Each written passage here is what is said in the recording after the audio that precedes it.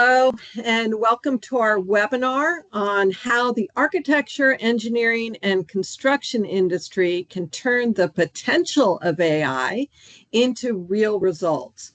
We're so happy that you've joined us, and let's get started now. So, as everyone knows, AI is the biggest buzzword out there.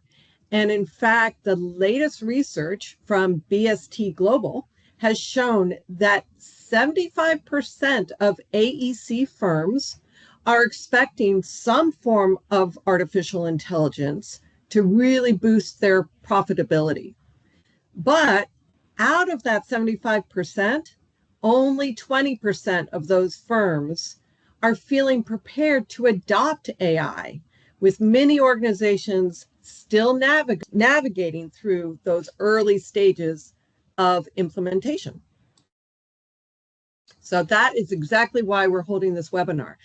I am Catherine Brill. I am the products manager at KCI, which is a leading engineering and technology firm, providing services and products for users within a variety of industries, including transportation, construction, water, and power.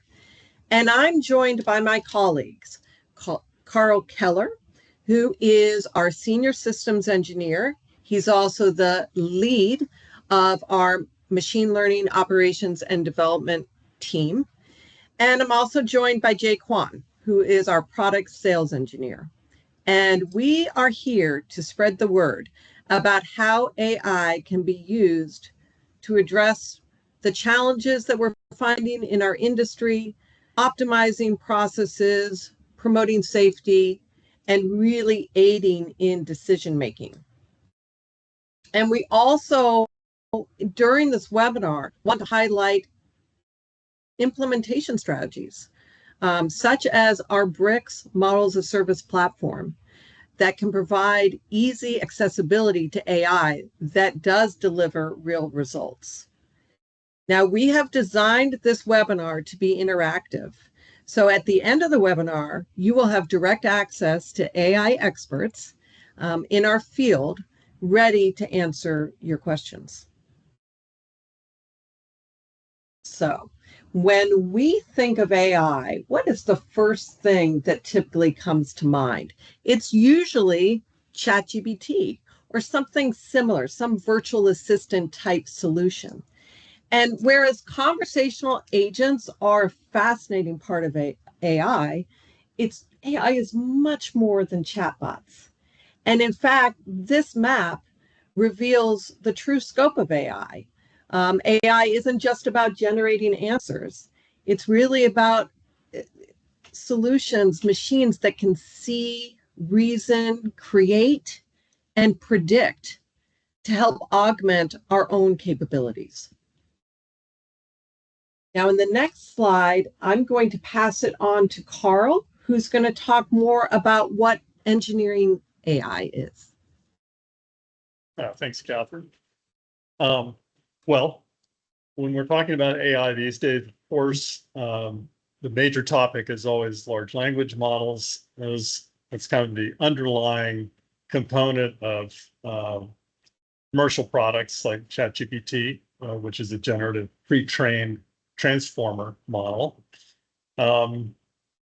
These models are very good at discovering relationships between data and filling a gap between the data itself and then knowledge about the data, such as these relationships it discovers. And if we want information from systems, we've probably all heard the knowledge applied to data equals information. The large language models and the GPTs in general are kind of filling that gap to a certain degree, but they're filling it in a very general purpose way. Other attempts at this for engineering AI and knowledge in particular were rule-based systems. Rule-based systems were very good at representing policy style knowledge, and they did very well in specific domains. They did not tend to be easy to build for very general purpose problems. The other types of AI that we're all hearing a lot about are um, vision-based AI systems, and Catherine's going to be talking about them later. Vision-based systems today are largely based on neural network technology, as are LLMs, but they also are focused in a specific domain. So the difference between a vision-based system and an LLM would be an LLM would probably have discovered why you might wear a hard hat in a construction area, whereas the vision-based system could detect a hard hat, which the LLM can't, but it can't tell you what it is or why you wear one.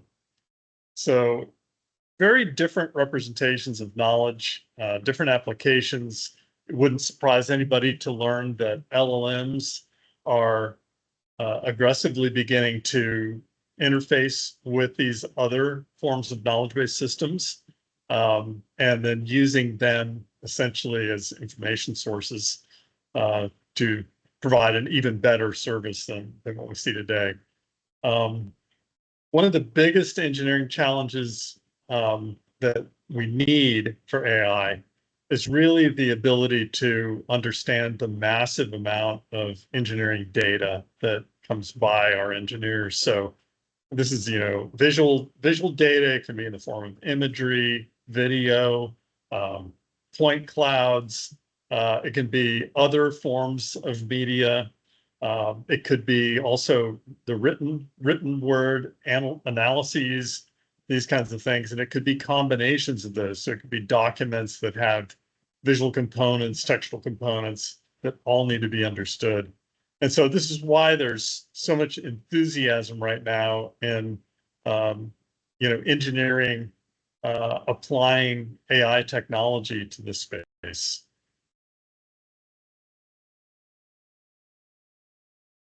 I'll pitch it back to you, Catherine. Thanks, Carl. So AI has many different use cases in our industry, as Carl was explaining, including the potential to use it to optimize project management tasks, generate designs, inspect assets, pull insights from a large amount of very complex data. It can be used to train new staff or store, document institutional knowledge. Optimize safety is another great use case for AI in our industry, as well as encouraging preventive maintenance with predictive maintenance activities and forecasting. And I did want to stress that AI should not be viewed as a competitor to us. It really should be viewed as a way that we can use AI to actually grow in our profession and really optimize our processes. So now we wanted to check in with you to see about your views on AI. So if you don't mind, please scan that QR code that I just have blown up on the screen. And we have just a very quick survey. It's just one question, actually, about how you envision using AI. And then we will review the results toward the end of the webinar. Thanks. So full adoption of AI in our industry has been challenging due to several concerns, and I've listed some of them on this slide.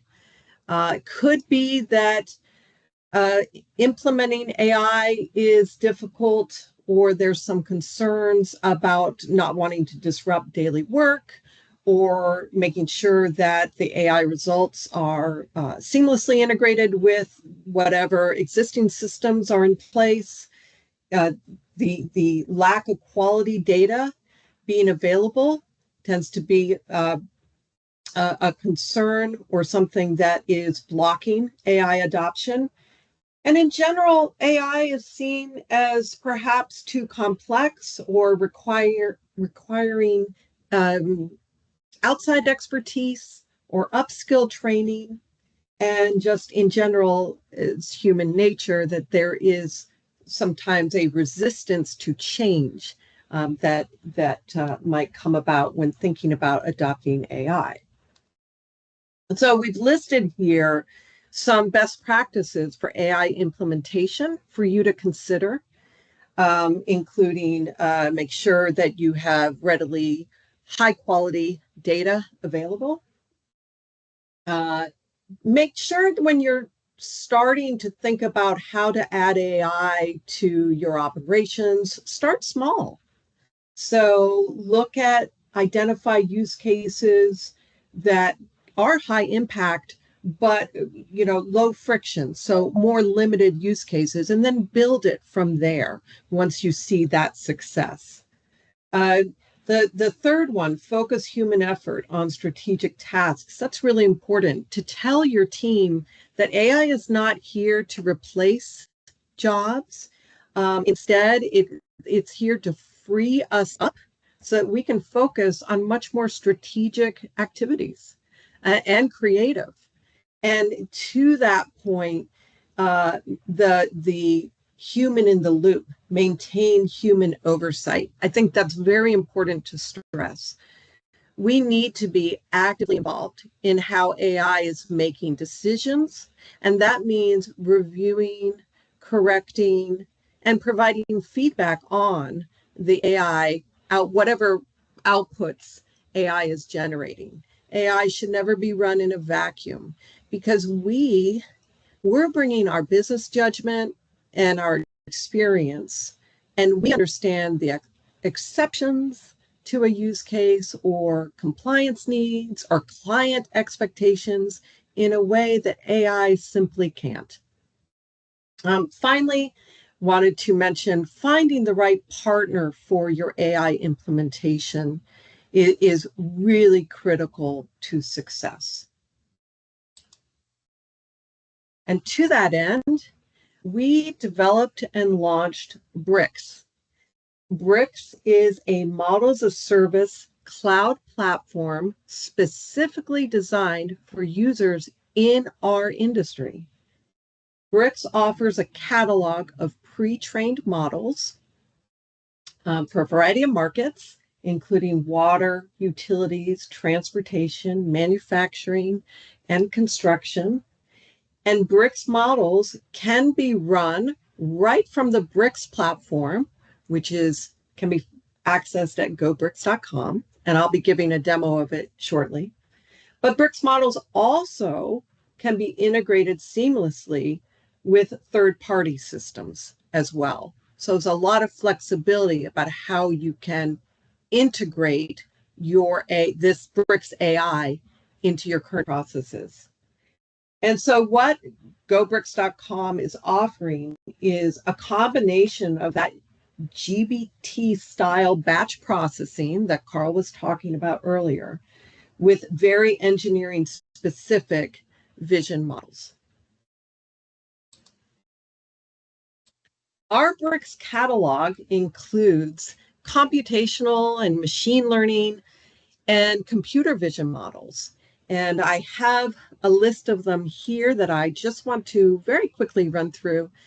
We have RoboFlat, which is an advanced solution for concrete floor flatness analysis, really important with automated warehouses when building those out. We also offer RoboClean, which is an automated point cloud cleaning solution, and it is designed to process vast amounts of data automatically and very quickly. We have a few models that are designed for our wastewater clients or customers. One is sewer pipeline defect detection. It is a computer vision model that automatically identifies sewer pipe defects to speed the QA/QC process of CCTV inspection data.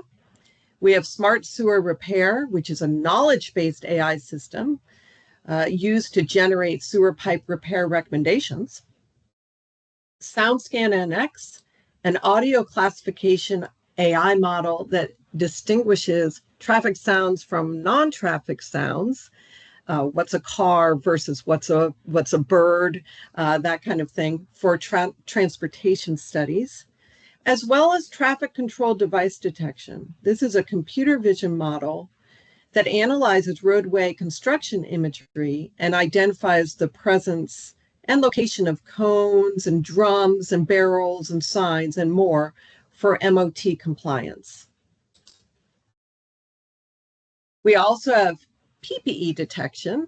That's using computer vision to identify the correct usage of personal protective equipment on construction sites. Power pole equipment detection, that's for our utilities users. This model classifies equipment that's installed on power poles for asset inventory as well as new hire training. And then finally, asphalt defect detection model.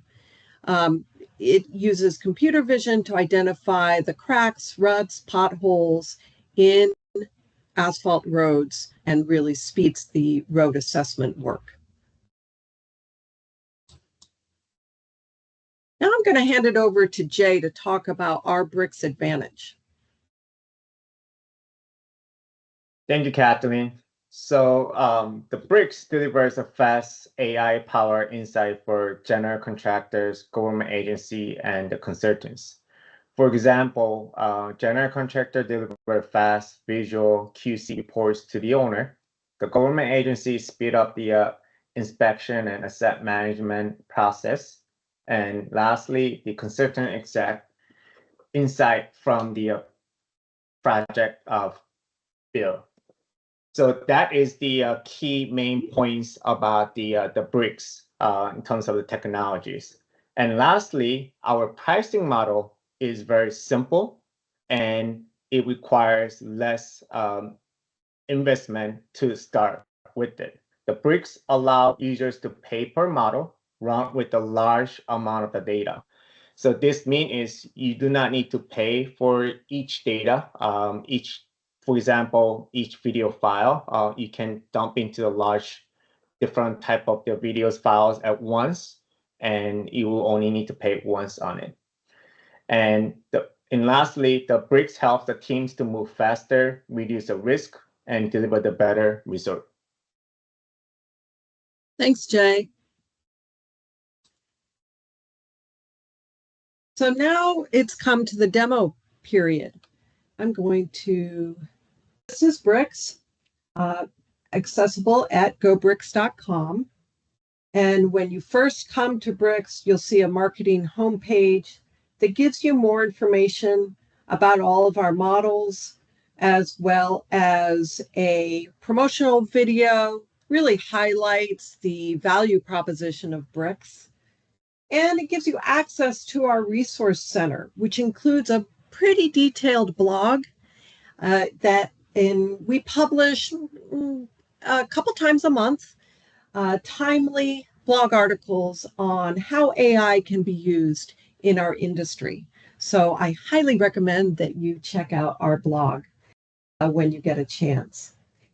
If you select our catalog option here, you'll have access to all of our BRYX models.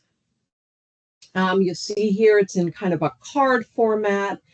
You can search by industry, so filter your catalog by the industry that you're interested in. You can find out more information about each model by selecting the details button on the card. And then on that page, you'll receive more information about specific use cases that the model addresses, as well as required inputs, expected outputs. You also can start a free trial. So I want to put a plug in for BRYX free trials. They're available with all of BRYX models. There's no credit card or commitment required. And it's a fantastic way to run a BRYX model, evaluate it for your use case using your own data. We also have a pricing page that goes through in detail information about our free trials, our subscription model, pricing model that is available, as well as our pay-as-you-go pricing options. So we've got two different options for you to really meet you where you're coming from. So if you just want to run a BRYX model in not a regular cadence, you have that ability, or if you're going to be a regular BRYX model user, for convenience and cost savings, you could choose our subscription. This pricing page also has a comparison matrix on all of our different plans, as well as answers to our frequently asked questions. Going back to the homepage, the last thing I want to show you here is our Get Started button. So to create a free BRYX account, you click on the Get Started button here, and it will ask you for very, very minimal information, contact information that you need to fill out. And essentially, once you've done that, you are ready to go and ready to start using BRYX and a BRYX free trial. So for the purposes of our demonstration today, I've logged into my test account. I really wanted to show you what the user experience is going to be like for a logged in BRYX user. So once I log in, the first thing that I'm going to see is my personalized dashboard. So this is going to give me information about the number of model runs that I've already completed in a specific amount of time. I can customize my time filter. It also gives me information about the number of data sets processed, the number of credits that I still have available to be used, as well as my data availability. On the left-hand side of the page now, you'll see that I have a lot more options now that I'm logged in. I can access my catalog, so this view should look familiar to you. But another feature that we have is this add to favorite feature. So if I am using a particular BRYX model or models and I want very quick access to them, I can tag them as my favorite and then be able to automatically filter my catalog with the models that I'm going to use most often. So in this case, I plan on demoing these 4 models to you all, so I have favorited them to easily show you that. The next thing I want to show you is our datasets page. So when I click on datasets, you're going to see a list of datasets that I have already uploaded to my BRYX account. So this data is ready to be run through a BRYX model of my choosing. To add more data to upload more data to my datasets page, I select Add Data. I can drag and drop files, but I can also select Browse Files. For this purpose, I'm interested in construction roadway imagery. So I have added 2 of those files to my data set. It's now going to ask me for a name to identify this data set. I can add a description if I want, but I'm not going to. And then select Add. And you'll see very quickly that that data set has now been created and uploaded to my account. We also have a results page. This results page gives me, the BRYX user, access, visibility to all of the results of my model runs. So I have already run 3 separate models, and I have the results of those model runs listed here. I can download those results, those resulting files, those generated files, by clicking on the download button. I can also select one of my results to get more details about it as well. So it really depends on the model that you run, but in general, our computer vision models generate outputted annotated imagery, which then I can view right from the BRYX platform. The last thing I want to show you, the pricing page is the same. BRYX does give you a detailed account management page, so I can access my subscription, I can purchase more credits, I can access information about my free trials, and I can even view all of my purchase transactions as well as my model activity. So to get back to our catalog, I'm going to step through what it's like to actually run a BRYX model using BRYX. And I'm going to start with some transportation models that we have, specifically traffic control device detection. Click on details. This is that computer vision model that's analyzing imagery and then automatically detecting a wide variety of traffic control devices, including cones, drums, barriers, and signs.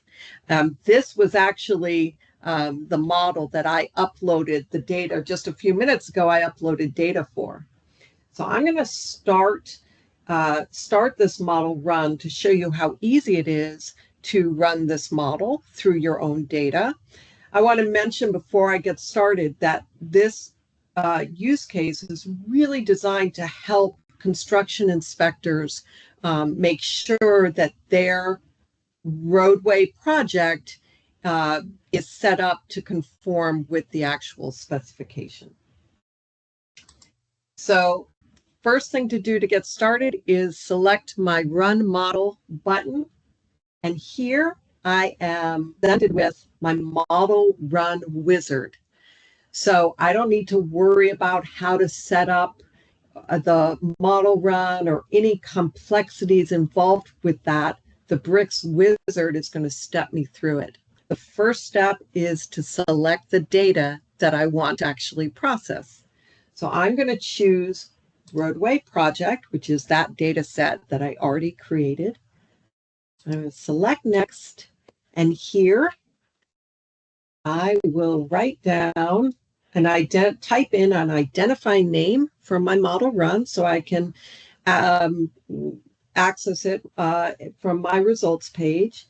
Then I can also adjust the precision recall metric for this particular computer vision task. Select next. I'll review my parameters. If I want to change them, I can, but I don't want to change them, so I'm going to start this model run. Now, when the model run is finished, I'm going to see the results in my results page. While we're waiting for that to finish, I'm going to go back to my catalog and talk to you about a different transportation-specific AI model. This is SoundScan NX. So this model is using audio classification to review audio files for traffic noise studies. So it is going to automatically distinguish the different kinds of sounds in the audio files, whether they be traffic sounds versus non-traffic sounds. And what this model is doing is identifying the dominant sound in each file along with peak and average amplitudes. So to start this model, I click the Run Model button again. In this case, I've already uploaded some audio files, so I will select those audio files. Select Next. It's not a lot of parameters for this model. I'll just write down a friendly name for the model run. Select Next and start my model run. And now, again, I'm going to click back on results, and you should see that when this model run is done, you will see and be able to access the results right from here. For traffic control device detection, it generates annotated imagery that shows you exactly, and it draws little bounding box. Oh, actually, now I can view those results. Let's see. So my model run is done. And when I go to traffic control device detection results details, I can click on my input file, and it's going to show me exactly what was found during the model processing. So I have that visual tool as a visual verification. I can also select the download all button to get a statistical report that shows exactly what was found. This is my sound scan results of the model that I just ran. You can see for each audio file, it identifies which sound it found, the dominant sound that was found, along with peak and average amplitude, gives you a summary chart of all the different sounds that were found within the data set. And then you can also download a statistical report that gives you that information as well. All the different devices that were found, along with information about the model's confidence in its predictions, in its detections, and parameters about the annotation bounding box in the output file, as well as a summary account of total counts of all different devices found in that particular data set. And just to get you an example of the sound scan output,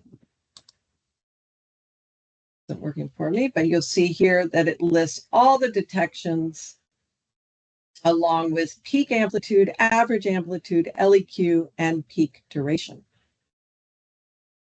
Going back to our demo here, I'll show you two more models, and then we will be good to go with the rest of our presentation. I'll get rid of these and talk about these models. They are specifically designed for wastewater. So we have sewer pipeline defect detection and smart sewer repair. Sewer pipeline defect detection is a QC tool for analyzing and quality control of CCTV inspection data. So instead of an engineer or a project manager looking through hours and hours and hours of CCTV sewer pipe data, video, you can run it through this BRYX model, and it's going to automatically detect common sewer defects, including broken pipes, cracks, deposits, fractures, and roots. So to run your model, again, you select Run Model, select your sewer data, enter a friendly name, and start your model run. I have a video here on running. You're going to see that the AI picks up a variety of defects in the sewer pipe video. So there doesn't have to be any manual review. Instead, AI is intelligently finding those defects for you. Really speeds what can otherwise be a very cumbersome, time-consuming process. Similarly, we have smart sewer repair. So this is a way to optimize your engineering services by automatically generating repair replace recommendations along with cost estimates for sewer pipes. So when sewer pipes are inspected by a CCTV inspector, one of the resulting output files that the inspector produces is a PACP database exchange file. What this smart sewer repair tool does is it looks at that database file, and then it automatically generates recommendations for repair for the defects that were listed in that database file. So there's not a lot of manual compilation of recommendations. It's using this knowledge-based AI system to generate those recommendations along with associated costs for you. So to run this particular model, you select your PACP file that I've already uploaded, select Next, give your model run a friendly name. And this is what I wanted to point out to you. Here, we have some default pricing for some of the recommendations that we're currently supporting. Right now, we support manhole-to-manhole linings, sectional linings, test and seal, replace pipe, root treatment, and light cleaning. But you can also, as a BRYX user, change that pricing based on your own region. So there's a lot of customizable options in this particular model. So after you run this model, I want to show you exactly what you're going to be getting. This is a great example of a smart sewer repair output. So in the beginning of the file, you'll see a lot of information that's being pulled and organized from the database file, including information about the pipe that the inspector, the CCTV inspector, has already inputted. But here you'll find the grades for the pipes by the different defect codes. We support NASCO that were found. You also find information about likelihood of failure. And here, the recommended repair based on these defects found, the repairs priority, as well as total price. So those were the demos that I wanted to share. I want to hear from you at this point. So I'll start reading them out. Let's see if I can get all of them here. Does your software have an API that can be used with Python? Hey, Franco, thanks for that question. Yes, BRYX models are designed to integrate with third-party systems via API. So I'm very interested to hear about your use case, and perhaps that's something that Jay can follow up with you after this webinar. Thank you. Stephanie asks, can we see the data sets the model is running on? Yes, as part, let me get back to the datasets page. This page here, you're going to be able to see all of the files within each particular data set. Hope that helps with your question. What environment can we run the models on? So this BRYX platform is in the cloud. So it's just accessible at gobryx.com. And so that's really the environment that you can use to access BRYX. If there's any other questions that we have, Jay, can you help me out? I'm not sure I'm seeing all the questions coming in. Yes, we have 3 questions that you already answered, and also there is a chat. Go to the chat room. John asked questions about how large of the file can you upload to the traffic safety device program. I have done project using GoPro for road rate inspection that generate 4 GB files for 8 minutes run. Thank you for that question, Jonathan. So that's one of BRYX's value propositions, is that it is a cloud-based solution. We do not have separate fees for data set size. So it really depends on your particular pricing options that you choose. If you are a subscription user, you can upload up to 75 gigabytes of data to your account. BRYX models are designed to be very scalable and able to process vast amounts of data very, very quickly. If you are a pay-as-you-go user who is essentially buying credits and running models via credits, then you have the ability to upload up to 50 gigabytes of data. So that's the amount that you have allowed to upload to your data sets at any particular time.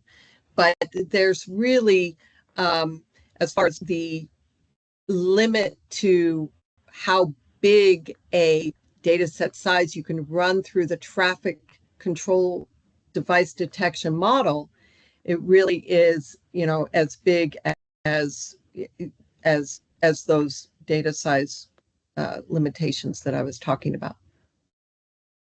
I hope that helps. Thanks, John. All right. So here's some, wow, these are great.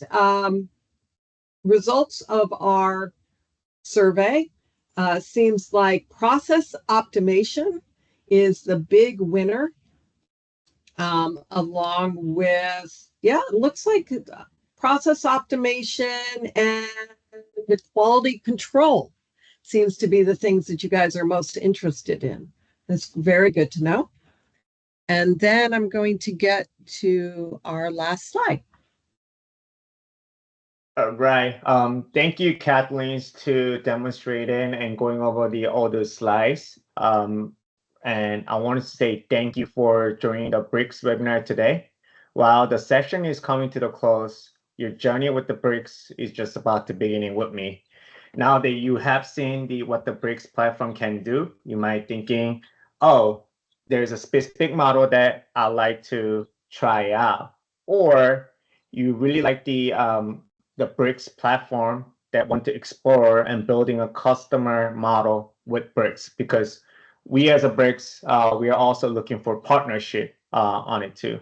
So whichever path that you're on, I'm here to guide you step by step, whether that could be technical issues or any pilot options or partnership discussion. I'll be happy to discuss with you. So whether you're ready to try specific model or explore the collaboration with us, please reach out to me. As you can see on the screen, my email is j.huang@kci.com. I'll be also following with you by phone or email, so please pick up your phone. All right. So once again, thank you again for your time. I'm looking forward to continue the conversations and helping you to get out of the BRYX. Thank you.